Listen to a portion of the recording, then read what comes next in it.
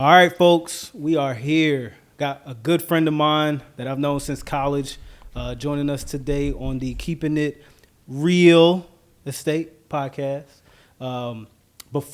Disclaimer, before we get started, this guy is not a real estate agent, nor is he affiliated in any way in real estate when it comes to sales. But one thing I want to do on this platform is open it up to what real estate means to me, and that is community. So this guy is definitely involved in the community, and he is a major hitter when it comes to connecting the community. Let's see. I'll let him introduce himself and talk about who he is and everything. We'll dive into his story and how he did everything. But good friend of mine, Desmond Wiggins. What's going on, man? Owner and co-founder of BatteryXchange. Man, appreciate the intro, man. Yeah. Pleasure to be here, man. You know we go way back, so Yeah. excited to have this conversation Yep. and, unpack like my journey and how we kind of got here. Yeah, so I had, while we were setting up, I was like, man, I know the people around here probably like, man, he on TV again. He doing something. So so I appreciate you making time, one, to even just be on the pod, but kind of tell people your story that don't know who you are. Yeah. Good thing. I love when people go, well, who's that? Who's going to be on it this week? So the fact that there's people in this room that don't even know who you are, but I feel like they should know who you are. I'm going to enjoy this podcast even more. Dope. So tell everybody who you are, what you do, and why you in this room. Yeah, for sure. So on, I guess, 9 to 5-ish, I'm the CEO and founder of BatteryXchange, created about 5 years ago. But I think before I get into the business side, I'm a dad like you. Yeah. I'm a husband.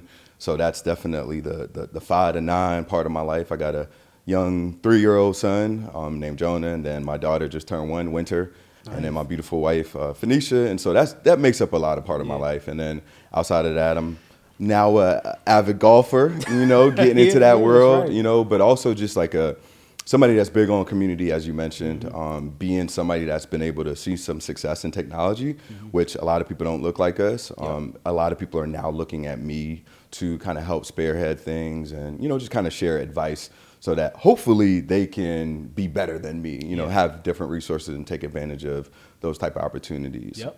And people, I'm glad you mentioned your family, because people forget about that part of entrepreneurship, right? It's like you got to understand, I got a job, but then I also got another job, yeah. which, I voluntarily chose right. to keep up with. So that's good, man. I love watching your kids grow. I mean, it's cool for me to see that, because my kids are now a part of that older spectrum where a lot of my friends didn't have kids at a young age like I did. So my kids are a little bit older. So now I'm watching like my friends have 3-year-olds and go through that phase. So, it's unique from my aspect. So I enjoy it, man. But tell everybody what BatteryXchange is. I love the product, but tell everybody what it is. Yeah, man, we're revolutionizing the way that, individual cell phone users access mobile energy. So we've built kiosk machines that we place in strategic locations, healthcare locations, universities, convention centers, and we allow individuals in that environment to rent external portable batteries to charge their iPhones, their Androids, their tablets, some computers as well, similar to how you can rent like a scooter or a bike within the sharing economy. So we have a mobile app, allows you to find a kiosk machine, scan the QR code, access a battery. It's for free too, mm-hmm. right? And so that's another thing that we're big on, like equitability, providing access to people or power to people that, oftentimes, don't want to have to worry about where they're going to get their next charge or connecting to a loved one or something like that in an emergency situation or just a long day. And so that's where the idea, the concept started. And then now we're kind of exemplifying that to another stage where we're allowing health systems and organizations and locations interact and engage with individuals on our user base mm-hmm. Through all kinds of really, really cool technology. So that's kind of what we do. Yeah, it's funny because I've had the pleasure of actually, I mean, a lot of us have, but I've had the pleasure of watching it grow from the beginning stages. And I remember trying to tell people what it was and how they could relate to it. And the first thing I said was, it's like how you can rent a scooter. Yeah. You can rent a scooter on the street. Like, when you need to go somewhere, like it's the same thing with a battery. So that's kind of how I explain it to people. But that's cool, man. I love that. And you said it was for free, or it is still for free? No, it's still for free. Yeah. So, any individual that needs access to that energy, as long as they got the mobile application, they're able to do it. we subsidize that by working with the location. We have sponsors. We have a big health system right now that's sponsoring kiosk machines at several HBCUs, and they're sharing, career opportunities and internships and different things like that. So that's kind of how we do it. Nice. And we went to Winston-Salem State. Yep. Ran Pride. Ran Pride. And that was one of the things where I went back for a homecoming. Again, early stages, you were doing crowdfunding at one point. Yeah. And I went back for a homecoming, my very first homecoming, 19. And the comedy show. Yep. And I was talking to somebody, and the kids were walking around with it. And I was like, yo, that's dope. I see it all the time. So even talk about how you got on college campuses. Talk about what that is kind of doing for that area. Yeah, I think the big thing that I've been able to leverage over if you don't walk away with anything else, is leveraging your network, leveraging relationships. When it was time for us to move from like a B2C concept where individual end users would pay for it, because we just, again, wanted to provide access to energy. We didn't want people to have to think about it, right? Have to pay, because sometimes $2 or $3, it might be hard to come by. And so we were looking at what locations kind of made sense for us. And, because we had a strong relationship with Winston-Salem State, reached out to some people that I knew during undergrad and, told them I wanted to pilot something here. And they actually paid for the solution to be there because they saw it as like an offering for, enhancing the overall student experience, right? And, being in an environment where you're walking across campus, going to different events, they felt like this could be an added value. And so it was really leveraging that relationships, got us on campus, and then creating a case study that made sense. Like utilization just continued to increase. I think that first year we saw like 10,000 students, just utilizing it on one single campus. And so you start to do that, and then you share that with other campuses, and they're like, yo, how can we get into this? And so that's kind of how we were able to kind of leverage that. Let's take it back to the beginning, because I remember you going off to China. Yeah. And seeing, I watched that on Instagram too, like you posting pictures and stuff of being in China. Talk about that experience, and then let alone the idea of BatteryXchange becoming a business. Yeah. Because that's something that we all, day to day, my battery's about to die. I don't have no charger. When did that concept click? And it may have, you more than one question, but when did that concept click to be like, you know what? I'm going to turn this into a business because I know how. Right. I'll actually take it back to early career. Okay. Graduated Winston-Salem State, got into this like Fortune 500, 100 company, was climbing the corporate ladder, and just kind of felt like it wasn't where I wanted to be. Throughout that 4.5 year period, I had started a few companies, got into the technology space, but I really started to, I guess, like my culture is also Jamaican, right? So I'm also, I feel like a global econ nerd, right? And so I started to see just what was going on in Asia, China specifically, and how they were just really investing a lot of time and energy into the new and most advanced technologies. And so I started to look, two things I wanted to do was further my education. I wanted to travel and see the world. And so I started to look at MBA programs that would allow me to go overseas, and then some of them a few weeks, a few months, and then I found a program out of this university out of Kansas that would allow me to go there for like the entirety of it. And so got into the program, actually got all expense paid type of thing. My whole MBA program was paid for by the university over in China for a few years. And that's where I really kind of dove into the technology space. So I worked for a firm that allowed me to kind of get my hands dirty on everything from like AI to automation to blockchain, all these different things.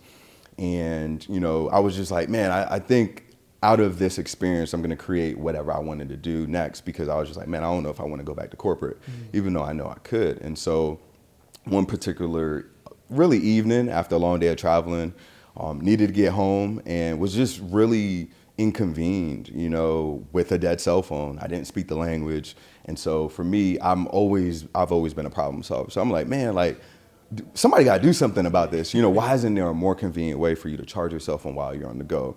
We look at honestly, we saw it as an opportunity to innovate this space, because charging, as you know it, everybody's looking at outlets and all these different things. And then we saw QR codes and the sharing economy start to evolve. So it was just like, man, why not create that solution that can be provided and accessible to any and everybody? And so that was kind of like the light bulb moment. And then because of my, experience with the company that I worked with, I was able to leverage some manufacturing relationships, get an MVP pretty much built. And then it was my last semester, so we had to get something built and then come back to the States and just kind of try and put something in the market. And so that's kind of how it like originated and started and what brought me to China. Man, that's crazy. So why wouldn't, and you're going to teach me something, why wouldn't a company like BatteryXchange with such an innovative idea and the know-how and the tools not go on something like a Shark Tank? Yeah. So man, we actually we've been in the early days. We thought about it, but I also know venture capital now. I also know equity, and equity is really big to me, right? And so the first aspect of that is I felt like we were too early to where a shark would come in and say, "Hey, I'm going to help your company scale this way," even though it's good. But I'm going to get 80% of your company or whatever it was. Right. And so, we're looking at generational wealth, right? And so that's where, again, another takeaway is leveraging your network, leveraging your community. We learned about crowdfunding. Yep. And so for me, not only was it a way to leverage people that believed in me, had saw our journey on social and wanted to find a way to invest, right?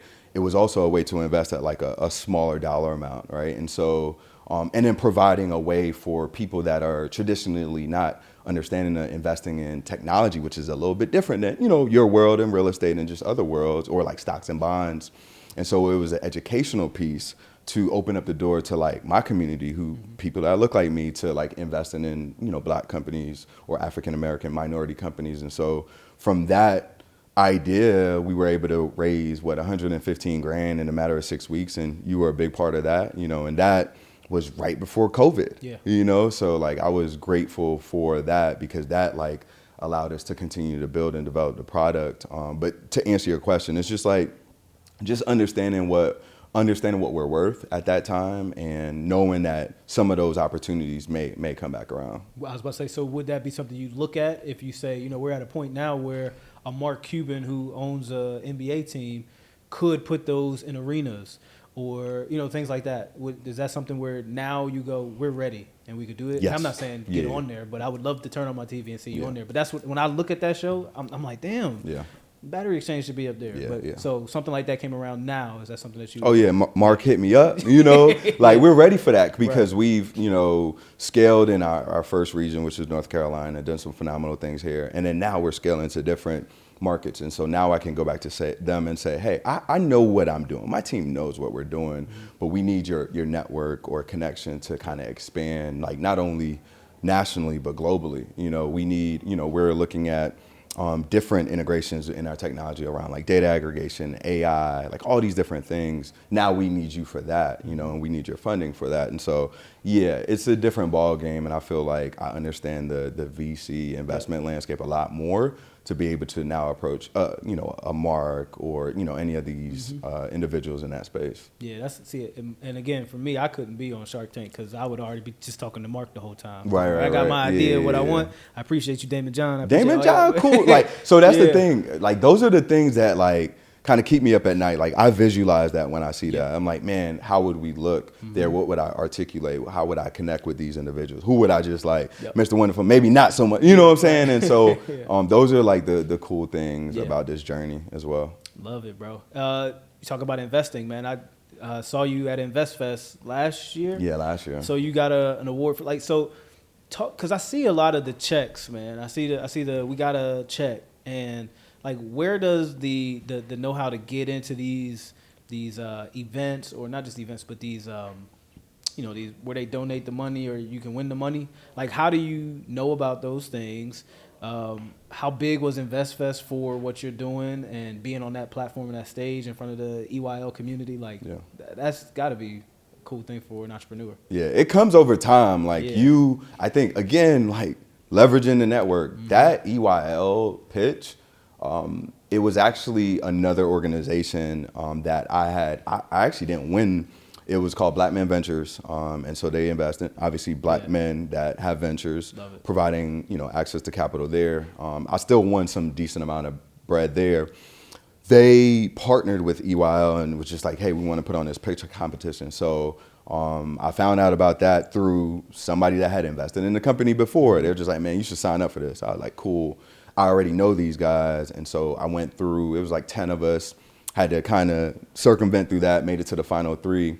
And then, you know, we found out we were going to be on stage. And like that was a phenomenal moment because Steve was on that stage, you know, Ross, all these very influential people in our world.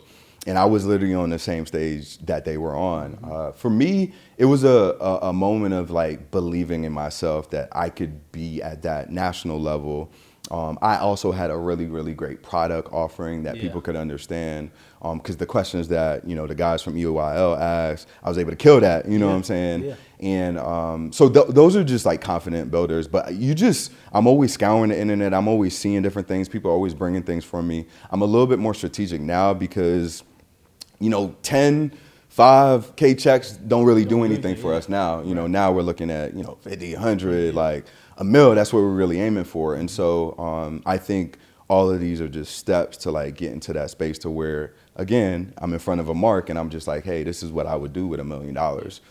But I think that it also, on a brand building side, it was able to allow us to be in that space. Like our hope is to be able to pitch them next year and be like, man, we want our kiosks at the event. You know, there's tons of people there for hours, few days, like access to mobile energy would be great, you know? And so those are the things that we learn and we're able to take from those moments as well. And you won that. Right? I did win. Yeah, so I don't see, for me, from the outside looking in, bro, I don't see how you ever lose.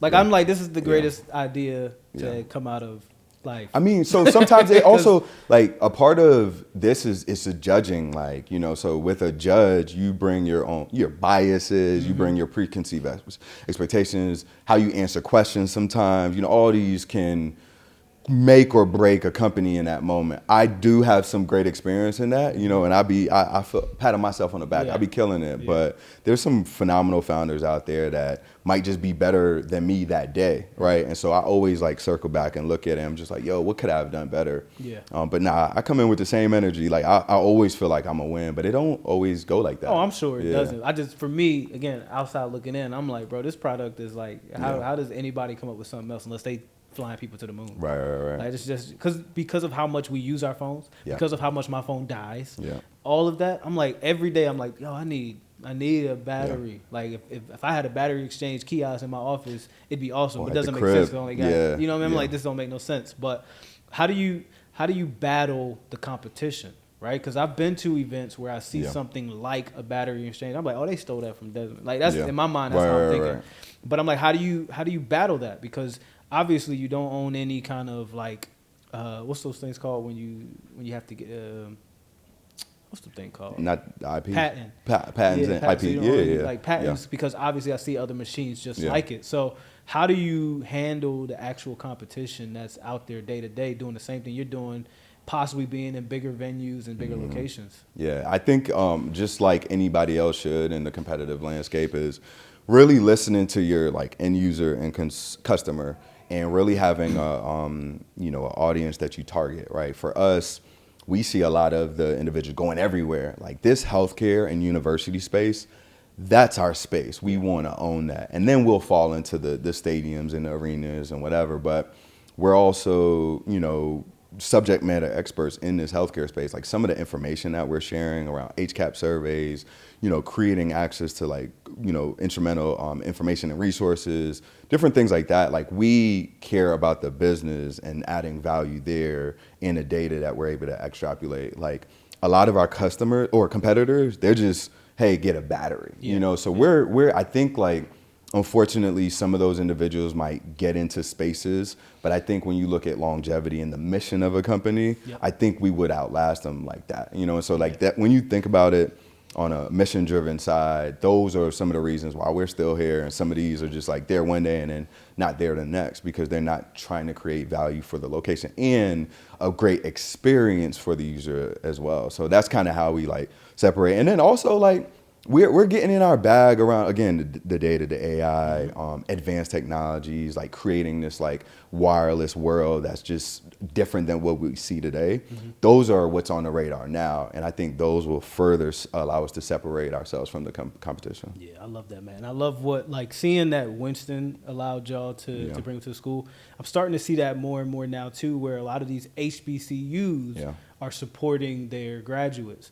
Got good friends of mine, Eastside Golf. So Olajuwon Joniku is one of my good friends, but he owns Eastside Golf. I love what Morehouse.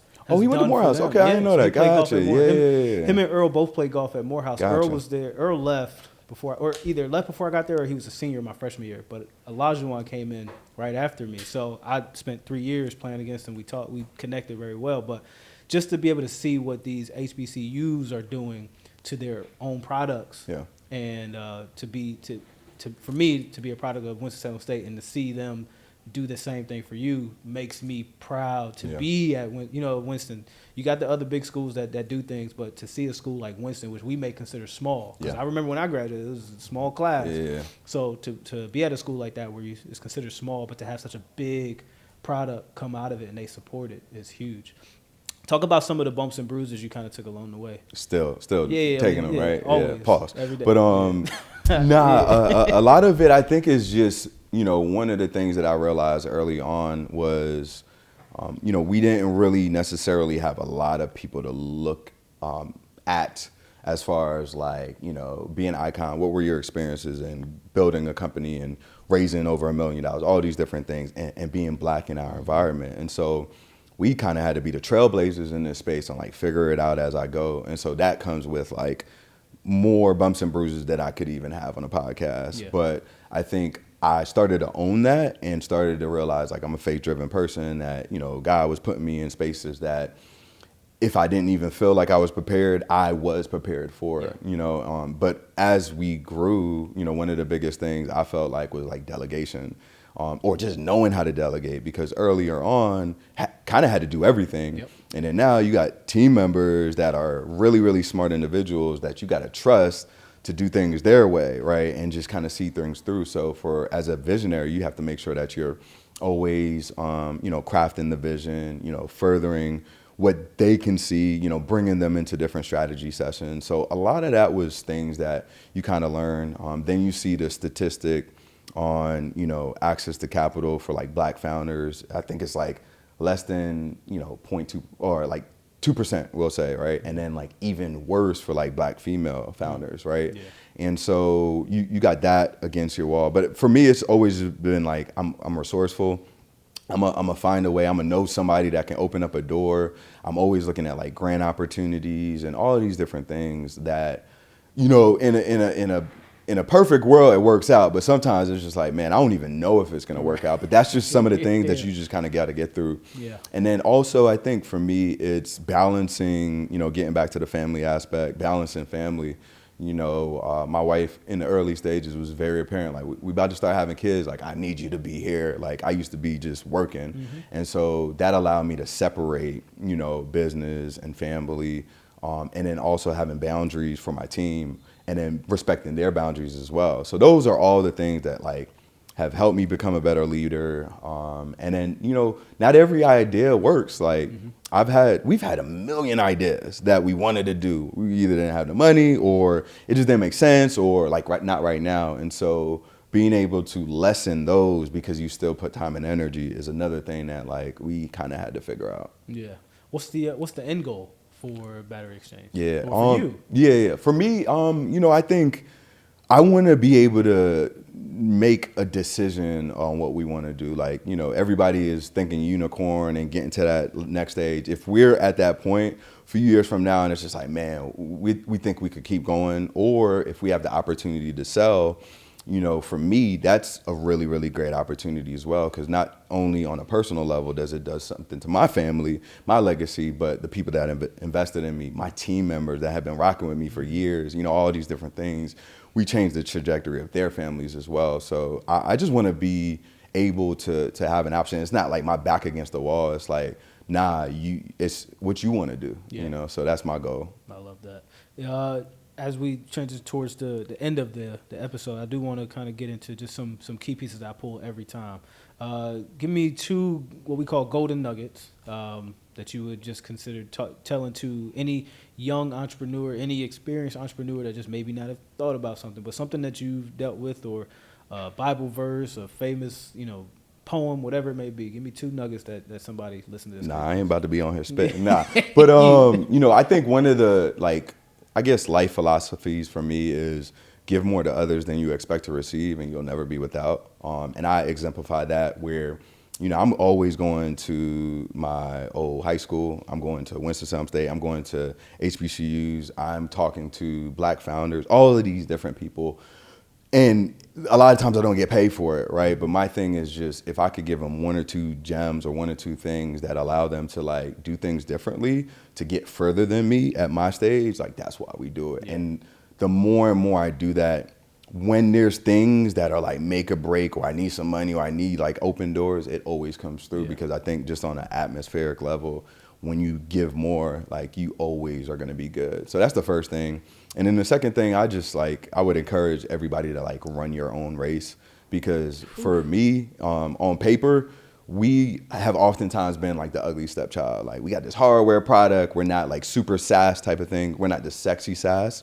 And so, in the beginning, it was just man, how do we become them? And then I started to see us being us and being different and being outsiders it allowed us to garner more attention, right? And then run our own race, do our own thing. We're writing the rules, and so to speak. And then also, there's people that raise more capital than me, started earlier, or if not, later than me, and still not around. And so me running my own race and not trying to follow people has allowed us to be here. We're about to celebrate 5 years in February. Congrats. And I don't know too many companies that started with me that can say that. So that's a blessing in itself. But it came from running my own race. Bro, that's so huge. I spoke at a few high schools last year, and one piece of advice that came to me while I was sitting there was the same thing of just be patient. Mm-hmm. Right? I think a lot of people don't, especially this younger generation, doesn't understand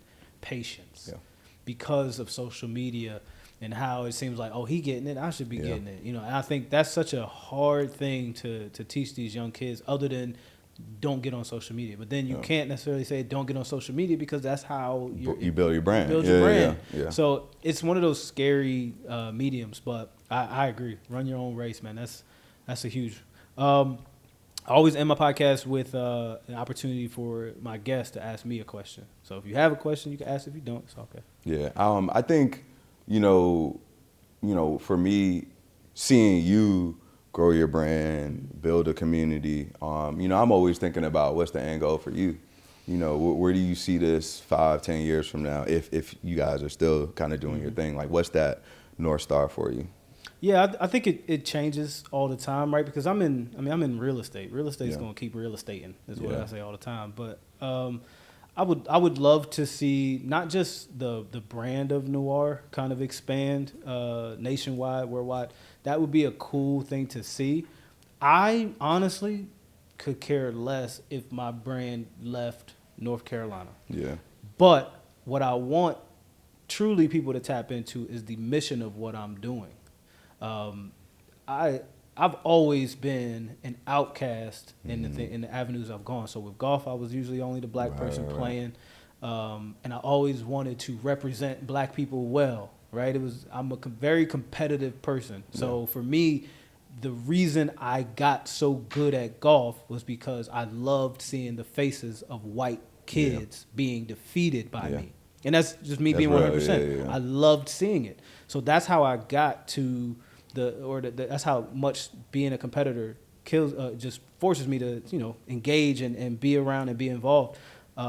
So the mission behind what we're doing with Noir is not necessarily to just be for Jerell to get all the praise, because obviously if I wanted the praise, I would have named it after me. Right. But I wanted people to see black agents in a positive light. So as long as black agents nationwide, locally, whatever, understand that we have a level of professionalism that some people don't get a chance to see. Mm-hmm. So our slogan is find out why we're different, because I'm around so many people who go, oh, I need a plumber, but I ain't calling no black plumber because you know how black people do. Right. And that's what black people say. You know how black folk do. Yeah. So for us, we put it out there. Find out why we're different.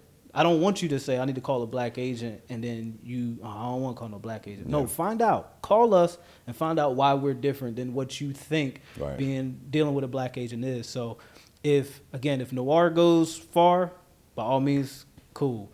But as long as black agents can be perceived as, good agents. You know? I do want to just say one thing, just from an observation, friend or not. Right. I think one of the things that I always appreciate and honestly learn, and I probably don't say this, but I'll say this in this moment. Everything you do be like high level quality, bro. Mm-hmm. Like representing yourself in the community, what you guys post on social, even like this and what you've been able to evolve with the podcast, it's always been like high quality. Yeah, so like as a black brand, that's something that you do got to consider because we do have that bad rap. So just want you to pat yourself on the back for that because like I don't know if you hear that enough. No, I honestly I don't, but that's cool. Yeah. I appreciate it. Yeah. But and I think that just stems from who I am. Yeah. Right. I've never been one to half-ass anything.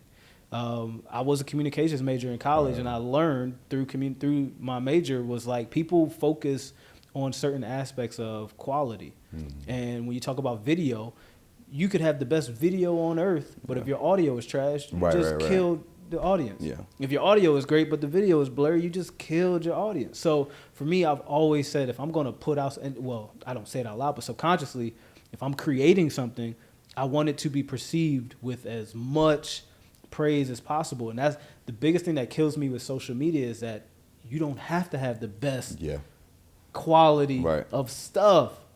And it kills me because I will never understand that. I can't grasp the concept of watching these people not necessarily become famous, but I'm watching them and I'm laughing at their videos. Yeah. But the quality is trash. The camera's shaking. They don't have a microphone, and that stuff bugs me. But I'm still laughing at the video. Right. So I'll never fully grasp the concept of how social media makes these superstars, bro. Yeah. I won't get it, and I don't care to.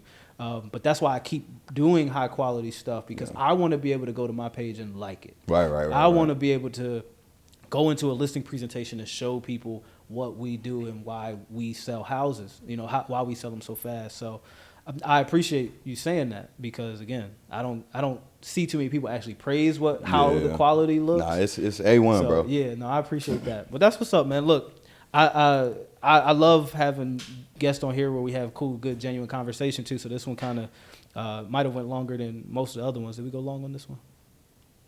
Yeah, but good quality conversation kind of does that, and I think the viewers will like it when we put it out there. So I definitely appreciate you coming through.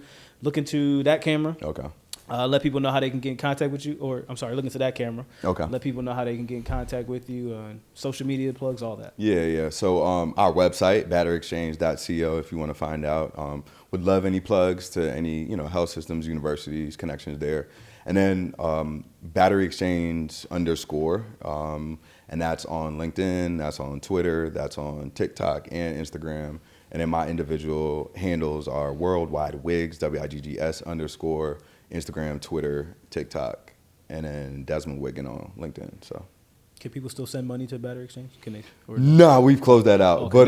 But definitely interested in that next level investment. So that's where we're at now. Like, so any next level investor? If anybody's next level investor that wants to invest in BatteryXchange, hit them up. Mark Cuban. Yeah. Cube. Dame. All Steph Curry. Yeah. Steph. All of them. This. My bad. I was going to say something earlier, but I think we're also in a world of Mark's not the only one. Like Pharrell got his thing. Diddy did. Like all these celebrities. Serena. All these people are. Throw Diddy out there right now. We can edit that. Nah, we can keep it in there. Yeah. But they're now creating more opportunities for a way to get into the community because not everybody can get to Shark Tank, right? But they can get in a program where they're doing like Pharrell just did his thing where he invested like $1 million, like those type of stuff are kind of coming about now. So I'm excited. That's so cool that you even know that. Like I didn't even know Pharrell had stuff. So that's so good that you know that stuff, man. So I love it, man.